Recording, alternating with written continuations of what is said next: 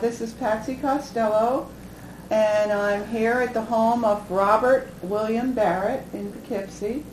Today is February the 18th, 2009, and we're going to talk to Mr. Barrett today for an oral interview. This is being taped by Bill Millard, and we'll start and talk to Mr. Barrett, and maybe you can start us from the beginning, when you were born, something about your family, your schooling, your service career, the Barrett greenhouses that were along Violet Avenue, and tell us about your life. Well, that's a lot on my plate, but I'll do my best.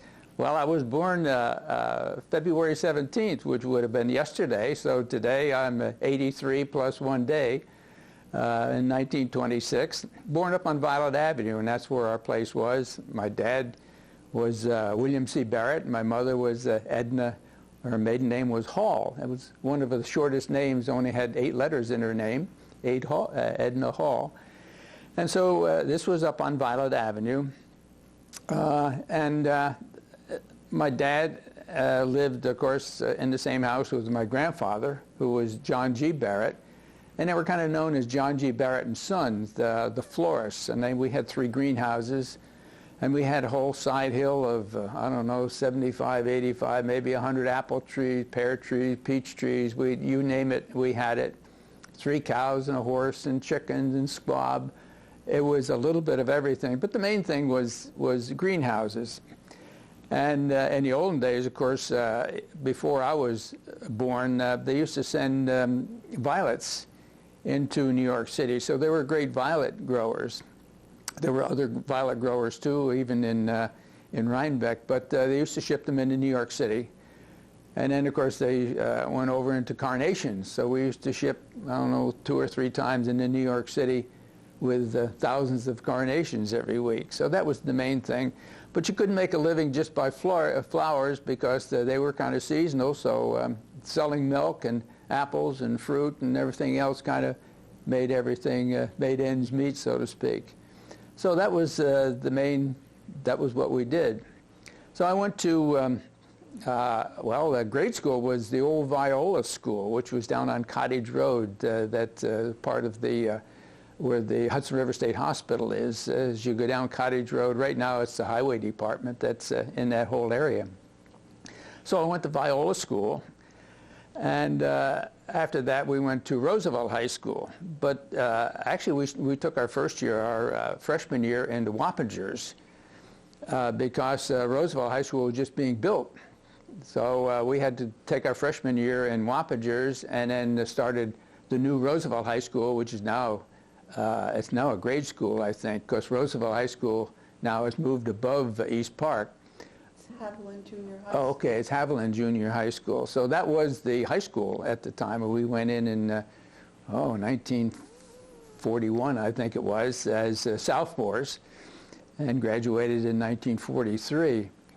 And at that time, of course, that was World War II time. So after that, there were 3 of us, actually. We took tests. A lot of us took tests. And we were picked to go into service then. My cousin was Alfred Barrett, Alfred E. We graduated together. He went in the Navy, and I also went into the Navy. But I went in V-12, which was a precursor to officer training. So I went to Schenectady Union College for 2 semesters under the V-12 program. And then after that, I went over to RPI, Rensselaer Polytechnic in Troy, as a part of ROTC, which was the Reserve Officer Training Corps. So I spent my time there until we were commissioned, and I think that was in 1946. And then I spent some time on a minesweeper in New York Harbor. That we were sweeping mines. That was kind of interesting. A training cruise before we were commissioned. And then when we did get out, we spent a little bit of time on a light cruiser. I think it was CL-56. And then I went on to the Vogelgesang, which was a destroyer. So we used to, and our sister ship was the Steinecker. So we used to tell people we were part of the German Navy, and you know, I think they believed this. So the Vogelgesang was named after an Admiral Vogelgesang. So we really weren't part of the German Navy, but we convinced a few people from time to time. So I spent, I think I got out of the service, I forgot now, maybe at 46, 47, went back to RPI, because when we were commissioned, we didn't have a full term for a degree. We just got like a degree in Navy Sciences. Went back for one more term, and I got a BS, which is a bachelor, just undesignated. Then I went back for 2 more terms and got a BEE. And at that point, then I started working for IBM, and that was in 1949, in February 1949. Back in those days, they had 3 semesters in college, so we went almost around the clock because you had 3 semesters instead of the normal 2 that many of them have now. So started for IBM in 1949, and there were about 4 of us that were picked, and we all went to New York City. And we all holed up in the 23rd Street YMCA. That's where we lived and worked at IBM. And then in 1951, I got called back again in the Navy for 2 years for Korea. So from June of 51 to 53, I went back in the Navy and actually recommissioned a destroyer out of Charleston. That was the John Hood 655. And by the time we got it running out of mothballs and through dry dock and down to Guantanamo and shook it apart and brought it back to the Navy Yard, why I guess I only had about 6 more months to go. So they figured it wasn't worth the money and the time to send me all the way around to the West Coast and then ship me back again. So they took me off of there and put me on another destroyer, which was the Norris, and I spent the rest of my time, the last 6 months on the Norris, and then I got out and went back to IBM in New York City.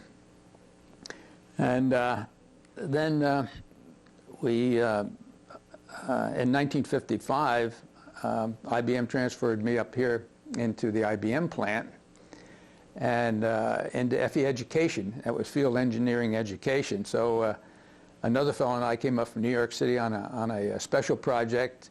So we helped the engineers build the prototype of, well, it was they call it the 760 buffer control unit for a high-speed printer that IBM was developing. And so we learned how it worked, helped them build it, wrote the manuals for it, and then taught the classes as the engineers came in. And then after that, I went on to there were other big computers like the 702s and the 4s, the old tube machines. Those machines were all tubes, air conditioning, a whole room full of air conditioning, and a whole room full of equipment that today you could put on the head of a pin, and it's just unbelievable. If somebody had told me back then, I think I would have told them, you're crazy. So it's really amazing on how things have developed.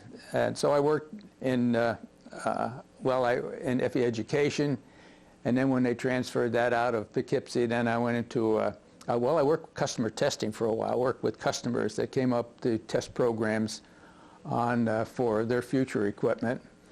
And then I went back into manual writing. I wrote manuals for field engineering. And then I eventually got into management, and I was in the publications department management for 16 years before I got out in 1987. So there you are. We got married in 1952, and that was an interesting thing too, because I happened to be aboard the John Hood when I got called back. And so the ship was built in Chickasaw shipyards in Mobile, Alabama. So we had one officer aboard who was from Mobile. So they got together with the captain and wrote the Mobile and said, hey, it's time for Mardi Gras. This was in February. We were coming back from Guantanamo. So they said, gee, wouldn't it be nice? A local ship comes home, local boy comes home. Why don't you invite us to the Mardi Gras? So they did, and so we wound up there, and Betty and I were engaged, but we were sort of planning to get married, I guess in June or so. But there were a lot of other of the officers' wives that were invited to the Mardi Gras, and Betty was too. So on the way down, all the wives planned that you're not going to get married in June. You're going to get married at Mardi Gras. So as we were coming up to the dock, everybody on the dock was going like this, with all their shotguns out, which turned out to be, and 2 days later, we were married, and it was the greatest wedding that there was, with all the preparation, with the church and everything. We had to rush to get our rings because it was like Washington's birthday, and in order to get our blood tests and everything, the base was sort of closed down. Betty had to do the typing to type out our forms in order to in order to get married. And I think we got to the jewelry store about 5 minutes to 5, just before it closed. So talk about being rushed into getting married. But it was great. We saw the Mardi Gras and a lot of banquet parties and balls, as they say.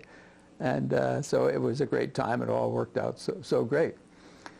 So now I'm sort of at the end of a segment. Where do you want me to go from here? Why don't you tell us about the Barrett greenhouses from that map along Violet Avenue? Okay. Well, you want to pick that up and show us? The greenhouses, I remember them. There were several Barretts. Of course, down across from the firehouse, on Violet Avenue, across from the firehouse, and where the grade school is now, was Henry Barrett, and he was a florist. So that was one of the Barretts. Then he came up just a little bit farther, just before the hospital crossing, and he had Alfred Barrett, and he was a florist. They had greenhouses, and they also had a flower shop in the city. So they did wholesale and commercial. In fact, there's the Barrett Lake there, and there's the Barrett Road, and there's also the trailer. They had a mobile home park at the same time too. So that was Alfred E. Barrett, and then just above the hospital crossing, where, if you know where Hobo Bowling Alley is right now, is where my dad's property was, and that's where I was born. And that was John G. Barrett was my grandfather, and my dad was William Barrett. He used to be called John G. Barrett and Son. So we had 3 greenhouses, one big one and 2 smaller ones. And as I said before, we had, apple trees, fruit trees, and animals and like that to keep things going. And then right next to us was Gotthilf Knaus, which was also part of the family. They weren't a Barrett, but they had greenhouses. And then up at East Park was Paul Barrett, and he had greenhouses too, Paul and Agnes Barrett. He had 2 greenhouses. And what took him out of business and what always frightened my dad and grandfather was hailstorms. And one hailstorm up in East Park took every pane of glass, I guess, out of his greenhouse, and that finished him as far as the florist business. You could get insurance, but insurance was expensive, hail insurance, and he didn't have it. Of course, we didn't either, but we lucked out. And East Park got that hailstorm, and that was the end of Paul's business. And Agnes, I think she worked for the tax bureau or something like that, so they were florists. So they were the main florists, the Barretts. It was Henry, Alfred, my dad, and Paul Barrett were the main Barrett florists on Violet Avenue, plus the Knauses, which were next to us. But they were all related, the Barretts and the Knauses, and the Becks, the Stigmans, and the Roymans, and a few other people, which were mostly, you might say, German names, because my grandfather came over from Germany, which was, they called it Alsace-Lorraine, which was sort of French-German at that point, and that's why the Barrett is spelled B-A-H-R-E-T. And many people say you should be saying Bahret. I've always said Barrett, so Barrett or Bahret, whichever way you want the English or the. But if I say Barrett, many people will think it's Irish, you know, B-A-R-R-E-T-T. So I have to be quick to say no. This is B-A-H-R-E-T. This book here is has about 3 or 4 pages on the Barretts, but it's a book called The Ancestry of the Children of Robert C. Stevens and Jane Knaus Stevens, Volume 3. There are actually 3 volumes of this, but this is the only volume that has anything about the Barretts, and it's really only just a small piece in there, just probably a couple of pages about my dad and grandfather and myself, and that's about it. Pictures? Well, there are some pictures down here. There's one of, if you could see it, Paul and Agnes Barrett. They were the ones up in East Park, right across from the East Park Cemetery. In fact, my dad was like superintendent of the cemetery for many years. I can remember as a kid helping him dig some graves and did a lot of trimming around gravestones. And of course, a lot of my dad and my mother, they're buried up there in the cemetery in East Park. A lot of Barretts, a lot of Knauses. You could do a lot of genealogy. Although I've never gotten into genealogy. I don't know why. I guess it's not one of those things that just sort of fascinated me. And maybe I tried it one time and I got so confused on trying to lay out the various levels and then trying to find people, to verify things that I sort of gave up on it. So my genealogy is pretty fragmented and it doesn't go beyond 2 or 3 people. That autograph book. Oh, the autograph book. Oh, I was showing this. It had one interesting autograph in here. I don't know whether you can see it or not, but when I was master of the Juvenile Grange, Chapel Corners Juvenile Grange, which was up at Dorsey Lane. Right now, I think a carpeting place used to be in there. But anyway, that was Chapel Corners Grange. And it was the year that Roosevelt got his 25-year pin for being a member of the subordinate Grange. So at that time, I happened to be master of the Juvenile Grange. So they said, gee, wouldn't it be great to, let's make him an honorary member. So, of course, then it was my job as master to go up and give him the obligation. So my dad actually knew Roosevelt because when we were florists, the florist up on Roosevelt's estate was Mr. Plow. And, of course, my dad and Mr. Plow used to trade off, and they used to buy carnation plants from us, or they'd trade stories or what's good or what's bad or what's coming up. So my dad would go up there many times right on the estate. And I've seen Roosevelt going up with my dad, and I remember one time Franklin driving in and Secret Service carrying him up and then putting him in his wheelchair and so on. So anyway, in order to make him an honorary member, I had to give him an obligation. So we made an appointment. Let me see, it was November the 7th. I forget what day of the week it was. But it was early in the morning, maybe about 9 o'clock. And so we went up and waited in the front room there. And his mother came out, and we sat there and talked. So I said, would you sign my autograph book? Well, she says, well, wait until the president signs it, and then I'll sign it for you. So, frankly, he was busy with some other person at the time. In a little office, if you stand at the front of the place up there, there's a little office off to the right, so over at the corner, just a small office. So he was with somebody else, and finally they said, okay, you can come now. So I went around. I guess my dad went with me, and so I went in, and they closed the door. It was he and me. And so I gave him the obligation. You solemnly swear to do this or that. And so we went through the routine. That didn't take very long. And so after that, then my dad came in again, and so did his mother. And so I asked him then if he would sign my book, and it's dated November the 7th, 1939. And so he did. He signed it. And then I gave it to Sarah, his mother, and so she signed it. And the interesting part about it was that when she looked at it, she looked at him and she says, "Franklin, is that your handwriting?" And he never batted an eye, but I can still remember how she said that. She really scolded him. And so she signed the book, and then later on, of course, Eleanor was not there at the time, so it was, let me see, on November the 19th, you know, a couple of weeks later, we happened to be over to Valkill, yeah. And so she was there, and I had the book with me. So I said, "Would you sign it?" And she said, "Sure." So she was great. So that was kind of an interesting aspect. In fact, we did go up there one time on a Sunday. We were showing Betty's folks around, and Eleanor came out. She was on her way to church, and she said, "Would you like to use the pool? If you'd like to use the swimming pool, I feel free to do that." So she was a very warm person, yeah. And one other thing I remember with my cousin Alfred, that let's see, that was when the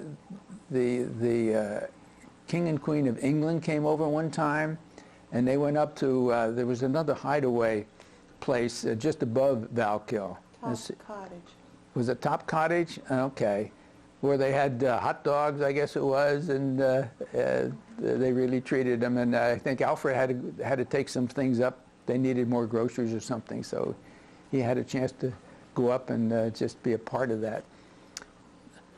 There was another picture here that showed. I was thinking that this might have been a Grange picture. It shows my dad, my mother, and Alice and or Agnes and Paul Barrett, and I think it had something to do with the Grange. They may have had you know, some program going on.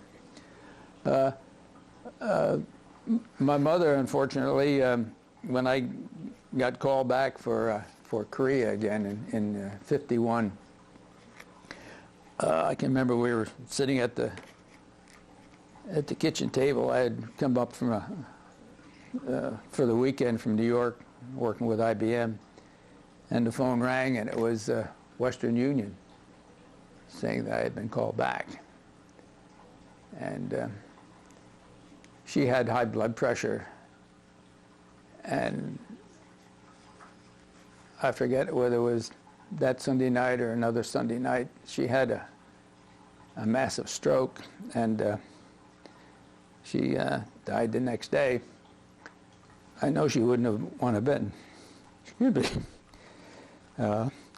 you know, crippled, but so she died like on a Monday or Tuesday.